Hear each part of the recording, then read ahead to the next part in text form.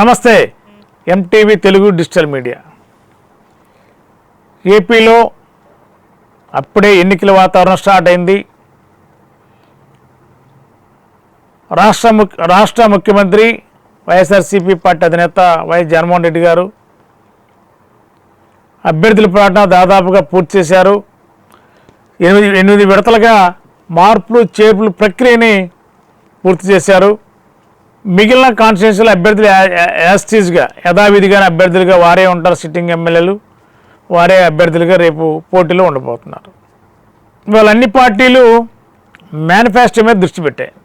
ఆంధ్రప్రదేశ్ ముఖ్యమంత్రి వైఎస్ జగన్మోహన్ రెడ్డి గారు ఈరోజు మేనిఫెస్టో మీద పార్టీలో ముఖ్య నేతలతో సుదీర్ఘంగా సమావేశమయ్యారు, చర్చించారు.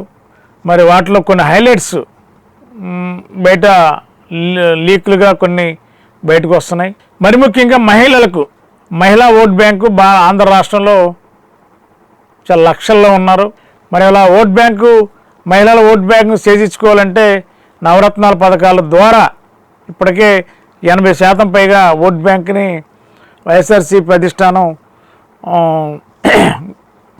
గవర్నమెంట్ వైపు తిప్పుకునే ప్రయత్నం స్కీముల ద్వారా జరిగింది. అదేవిధంగా ఈ మేనిఫెస్టో సంబంధించిన హైలైట్స్లో అంటే కొన్ని లీక్లు బయటకు వచ్చిన హైలైట్స్లో మహిళలకి ఎవరైతే అట్టడుగు బలహీన వర్గాల మధ్యతరగతి కుటుంబాలు ఎవరైతే ఉంటారో వారి యొక్క సంవత్సర ఆదాయాలను బట్టి ఎవరైతే ఉన్నారో అవి సచివాలయం ద్వారా తీసుకున్న లిస్టుల ప్రకారం ప్రతి కుటుంబానికి సబ్సిడీపై 3 గ్యాస్ సిలిండర్లు ఇవ్వడానికి వైసీపీ అధిష్టానం మేనిఫెస్టోలు పెట్టడానికి ఆలోచన చేస్తున్నట్టు కూడా ఒక సమాచారం.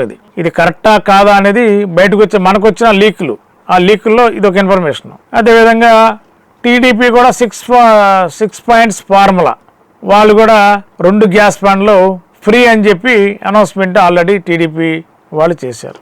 అదేవిధంగా వైసీపీ కూడా మేనిఫెస్టోలు ఇంకొక 2-3 పాయింట్లు లీకులు ఏమి వస్తున్నాయంటే మహిళలకు అదేవిధంగా రుణమాఫీ, డ్వాక్రా రుణమాఫీలు ప్లస్ రైతాంగానికి రైతు రుణమాఫీని పెంచే ఆలోచన కూడా వైసీపీ అధిష్టానం ఆలోచన చేస్తుంది. అది కూడా మేనిఫెస్టోలో పెట్టాలని ఒక ఆలోచన కూడా చేస్తున్నట్టుగా కూడా మనకున్న సమాచారం.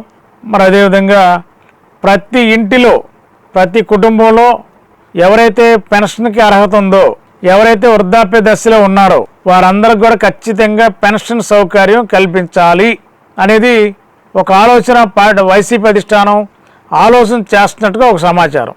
మరి అలాంటి పరిస్థితి వచ్చినప్పుడు ఖచ్చితంగా చాలామందికి పెన్షన్దారులుగా అయ్యే అవకాశం ఉంది.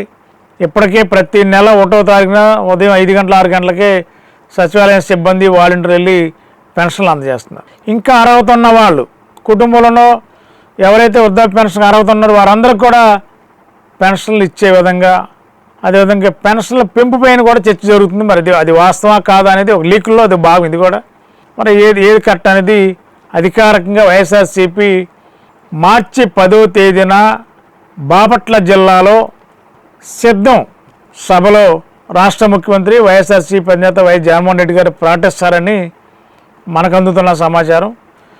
మరి నోటిఫికేషన్కి ముందే, ఎన్నికల నోటిఫికేషన్ ముందంటే బహుశా మార్చి 12, 13, 14 తారీఖుల్లో గ్యారంటీగా ఏపీ సార్వత్రిక ఎన్నికలపై కేంద్ర ఎన్నికల సంఘం నోటిఫికేషన్ను ఇచ్చే అవకాశం ఉందని మనకున్న సమాచారం. కాబట్టి 10వ తారీఖున సిద్ధం సభ కాబట్టి ఆ సిద్ధం సభలో మేనిఫెస్టో కూడా వైఎస్ జగన్మోహన్ రెడ్డి గారు ఎవరు ప్రకటిస్తారని చెప్పి ప్రచారం జరుగుతుంది. మరి దీంట్లో బయటికి మనకు వచ్చిన లీకుల్లో మరి మహిళలకి సంవత్సరానికి సబ్సిడీ పైన 3 గ్యాస్ సిలిండర్లు ఇవ్వడం జరుగుతుందనేది అలా హైలైట్గా ఉంది. మరి ఇంకా చాలా హైలైట్స్ పాయింట్స్ మరి ఇంకా ఎప్పుడు ఎక్కడ ఏ పార్టీ మేనిఫెస్టో రిలీజ్ చేయని విధంగా ఈసారి వైఎస్ఆర్సీపీ అధిష్టానం మేనిఫెస్టోని రిలీజ్ చేస్తుందని చెప్పి బయటికి మనకు వస్తున్న సమాచారం.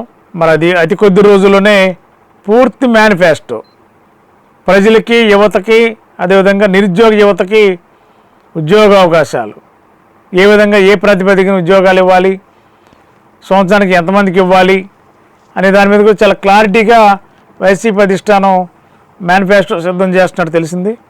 మరి ఈ నేపథ్యంలో కొద్ది రోజుల్లో వైసీపీ మేనిఫెస్టో విడుదల చేయనున్న క్రమంలో టీడీపీ జనసేన కూడా 6 పాయింట్లతో ఒక ఫార్ములా బయటకు ఇచ్చారు.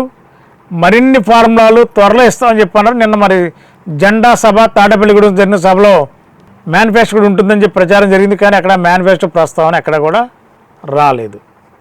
కాబట్టి త్వరలోనే టీడీపీ జనసేన కూడా ఉమ్మడి మేనిఫెస్టో ప్రకటించే ఆలోచన కూడా చేస్తున్నట్టున్నారు. మరి ఈ పోటాపోటీ మేనిఫెస్టోలతో రాష్ట్రానికి ఉన్న ఆర్థిక పరిస్థితి, బడ్జెట్టు, ఆదాయ వనరులు మరి ఏ విధంగా ఉండబోతుంది, మరి ఎన్నికల తాయిలాలుగా, ఎన్నికల హామీలుగా మరి ఈ అన్ని పార్టీలు ఎలాంటి హామీలు ఇవ్వబోతున్నాయి, ఎలాంటి మేనిఫెస్టోలు రూపొందించబోతున్నారో అతి త్వరలోనే తేలే అవకాశం ఉంది. మన ఏలూరులో అత్యాధునిక వైద్య సదుపాయాలతో అతిపెద్ద హాస్పిటల్ ఆశ్రమ్ హాస్పిటల్.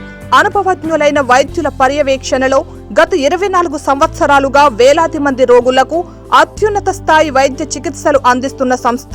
మా హాస్పిటల్ నందు MRI, 1.5 Tesla, CT scan, mammography, గుండె చికిత్స, శస్త్రచికిత్స, OPD, operation theatre, blood bank, central laboratory, physiotherapy, AC ప్రసూతి సంరక్షణ గదులు కలవు. మరిన్ని వివరాలకై సంప్రదించండి 9491044836 మరియు 9491044844.